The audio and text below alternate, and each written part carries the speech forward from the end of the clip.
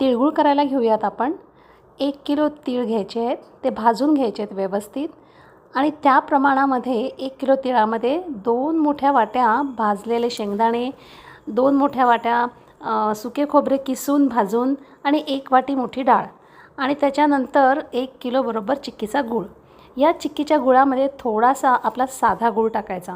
जाड बुडाच्या पातेल्यामध्ये 1 चमचा तूप टाकून हा गूळ चांगला ह्याचा पाक करून घ्यायचा. पण एकतारी वगैरे करत बसायचं नाही.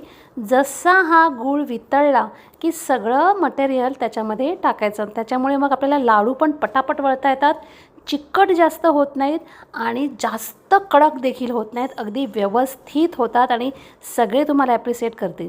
त्यानंतर मग गूळ वितळल्यानंतर हे सगळं मटेरियल ह्यामध्ये सगळं टाकायचं. तीळ टाकून घ्यायचे. त्याच्यामध्ये मग थोडंसं जायफळ किसून टाकायचं आणि थोडीशी वेलची पावडर टाकायची आणि मस्त हे छानपैकी मिक्स करून घ्यायचं. संपूर्ण गुळाचा पाक आणि ते मिश्रण असं छानपैकी मिसळून नंतर लगेच लाडू वळायला घ्यायचे. साधारणतः 1 किलोमध्ये 250 ते 256पर्यंत लाडू होतात. आणि हा लाडू वळल्यानंतर पहिला लाडू मी आमच्या संध्याला देणार आहे.